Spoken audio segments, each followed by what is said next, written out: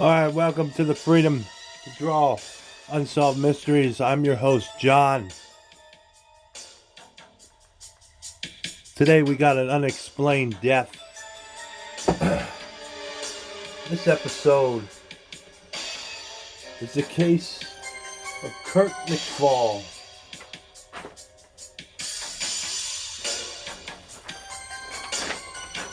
Some say he disappeared and then he's wound up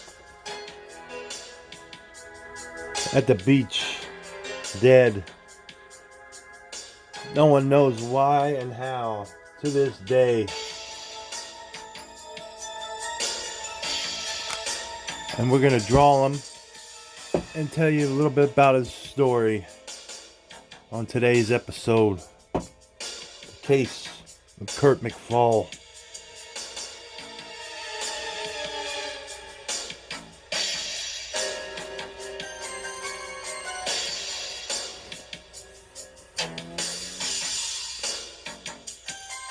Is a cult responsible for the death of this high school student? That's the mystery, guys.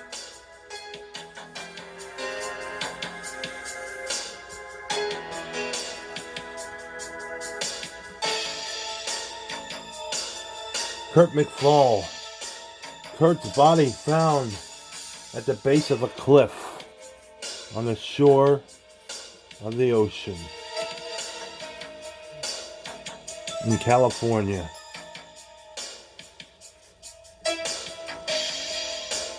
Now I know I like to blame everything on Richard Ramirez, but this is another case where the timeline fits Richard Ramirez and the geography fits Concord, California, which is not far from Oakland and San Francisco, only right over the bridge. On September 8th, 1984, Richard Ramirez was said to have done his first killing in the summer of 84. It was a little girl. A 17-year-old high school student drove from his home in Concord, California, across the Bay Bridge into San Francisco. He told his father he was staying with a friend and would be home Sunday evening. Kurt never returned. On Monday, two bird watchers spotted a half-naked body on a remote beach below the cliffs of San Francisco Bay. Kurt Mcfall was dead. Kurt's father, Tom Mcfall, says he knew at once his son's death was no accident. Kurt told a friend of his that he was involved in some kind of satanic cult and that he wanted out, but he thought that they might try to kill him. He really feared for his life. It was a murder. It needs to be investigated.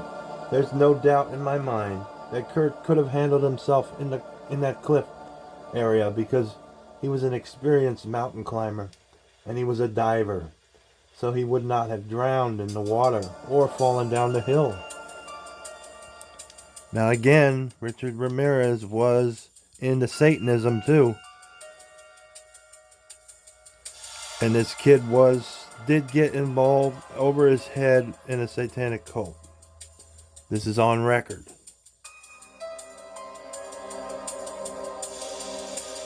Now, I know you guys out there are going to say he just blames everything on the Night Stalker, but these recent cases that I've done really fit the geography of where Ramirez stalked his grounds and his victims, and the timeline.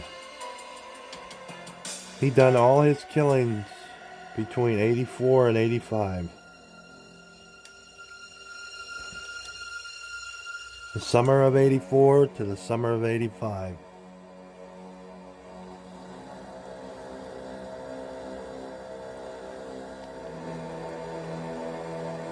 You guys tell me. It's an unexplained death still to this day.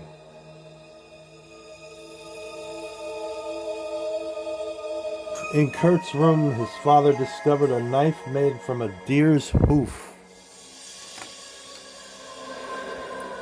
a necklace of stone and feathers, and drawings depicting witchcraft themes and violent fantasies.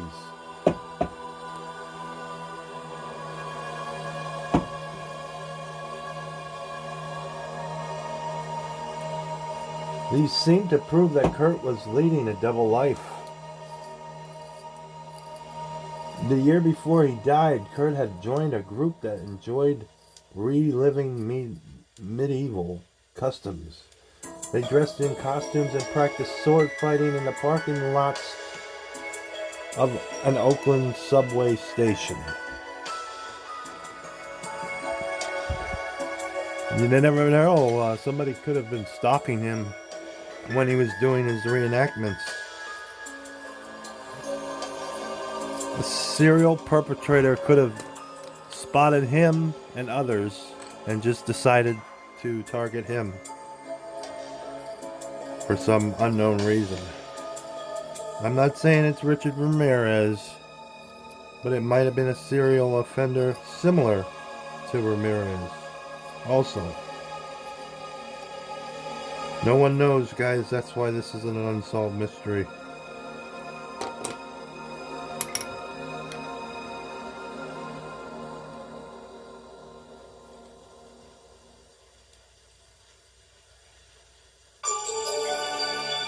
Around the same time, Kurt also joined another organization that initiated him into a pagan religion. This new group frightened one of Kurt's high school friends, one of his old high school friends. He later contacted Tom Mcfall and then began to fear for his own safety. He spoke on the condition that his identity, he spoke only on the condition that his identity be withheld.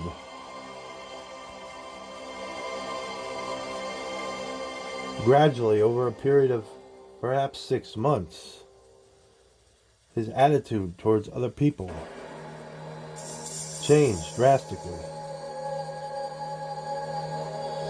He kind of moved from just studying with an interest in medieval religion to actually adopting it.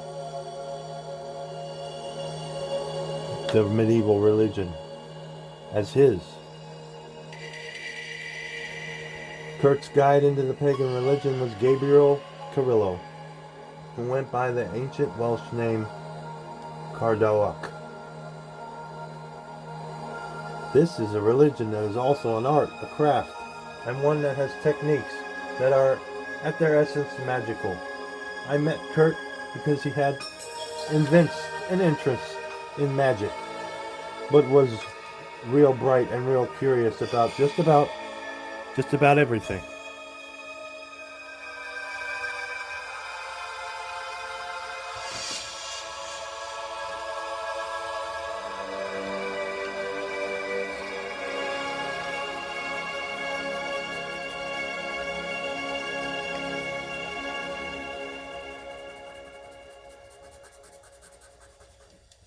Kurt's high school friend thinks Kurt got too deeply involved. He might have met a dangerous satanic influencer in this new thing that he adopted. And the person may have brainwashed him, changed his attitude, and he may have killed him too. We just don't know.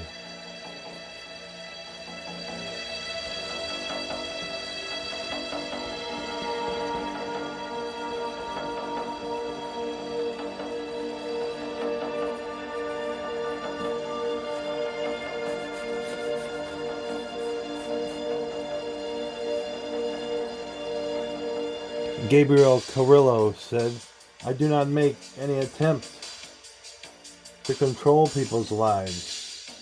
People are free to come and go at their own discretion, just as Kurt did. If anything, the emphasis is that we have is on as individuals taking control of our own lives. Kurt's involvement with this group can be compared to as a drug addiction, where you begin thinking that you've got it under control and you can take it whenever you want, but gradually you lose the sense of knowing when to stop until you are a junkie.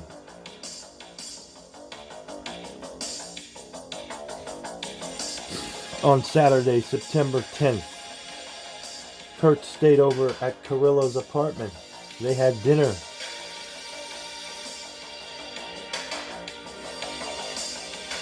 Went to a movie, and around midnight, Kurt went swimming at Ocean Beach, a few blocks from Carrillo's home.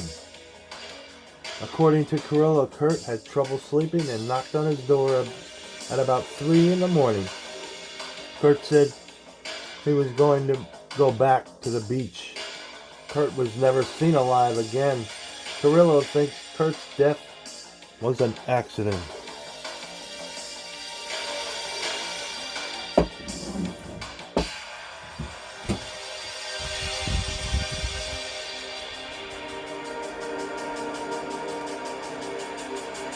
My best guess is simply that he took one too many chances.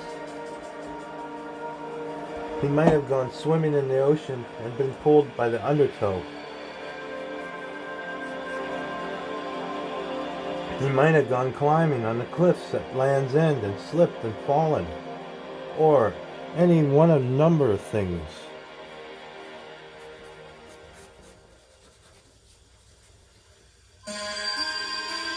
The following evening, Kurt's car was found abandoned on a golf course overlooking the ocean. There were a number of puzzling clues. Kurt's driver's license was on the floor. His car keys were on the seat, and a $20 bill in the glove compartment.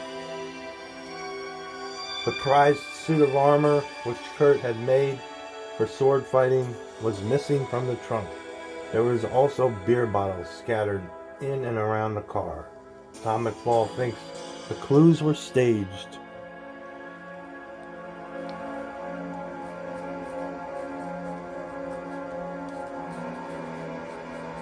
And that one part where his wallet is found, if people are going swimming, they take their wallets and put it somewhere where their wallet don't get wet. So he may have initially started off going to swim, but then after that, he might have met with foul play.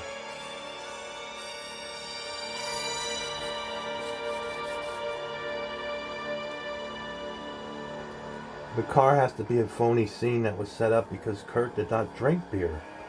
That's also inconsistent with the autopsy report that shows that there was no sign of alcohol or drugs in the body when it was discovered.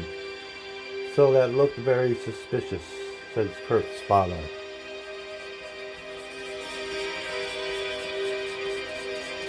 At 10:15 the following morning, National Park Service lifeguards recovered Kurt's body.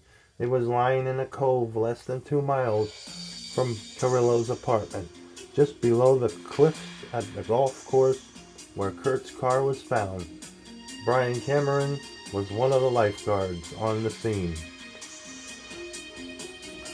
When we came upon the body, we noticed it was in fairly good condition, fairly pale, usually a sign of being in the water for an extended period of time.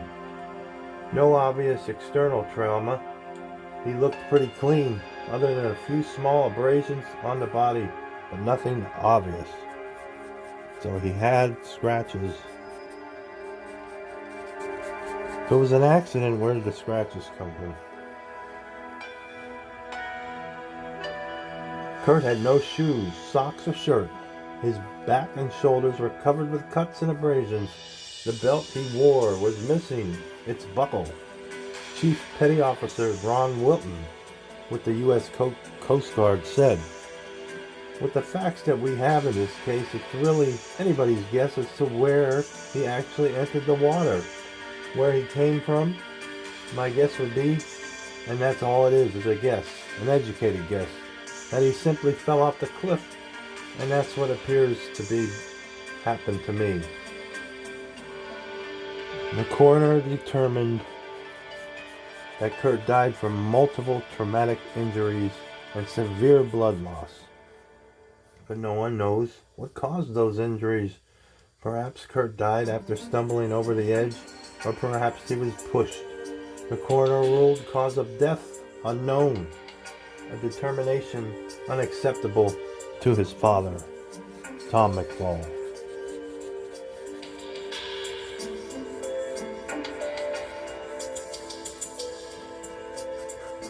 Did someone influence Kurt to get drunk and then leave him to his own devices where he fell? It's another possibility. He was an impressionable youth. I went to the San Francisco coroner and I said, "What do you think happened to Kurt?" And he said, "I think the most probable cause of Kurt's death is a homicide." But he said he didn't have enough to testify to that in the court of law. And so he sent his ruling up to homicide, classified as unknown. "I cannot accept that," says Kurt's father.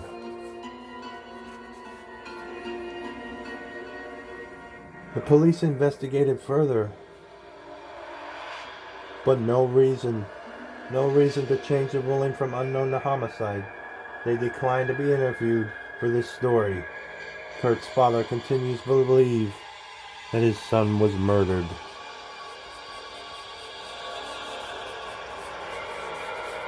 Kurt may have uncovered something in the organization and may have indicated to people that he was going to expose this. And I feel that all these things probably contributed to them wanting to do away with Kurt.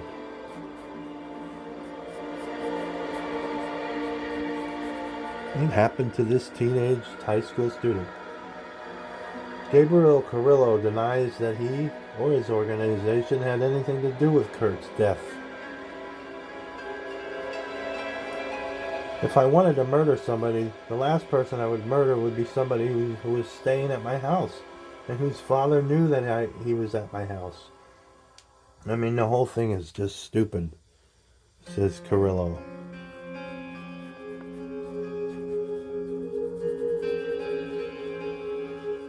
Tom Mcfall hopes that someone will come forward with new evidence that could reopen this 1984 investigation, guys.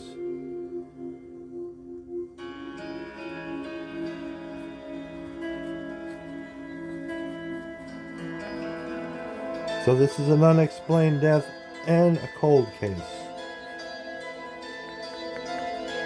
Still no answers.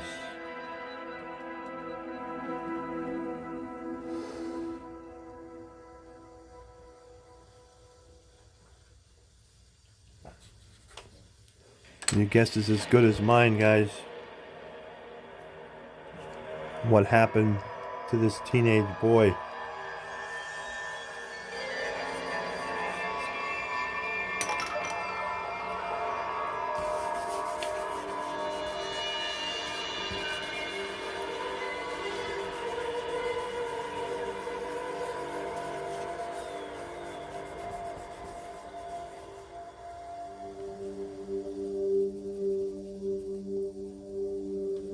We want to try to get some answers for Kurt's father. So, what we always do around this time is we show you the entities and organizations that you can contact if you know anything about this case of the unexplained death of Kurt Mcfall.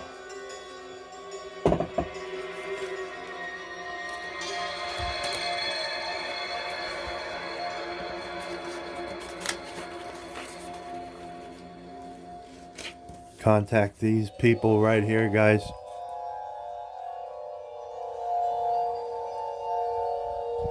You can also call 1-800-THE-LOST.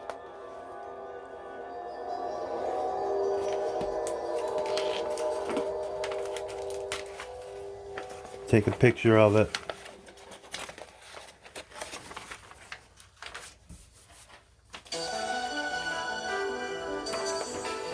That does it for this case on the Freedom to Draw Unsolved Mysteries. I am John. True believers, peace out.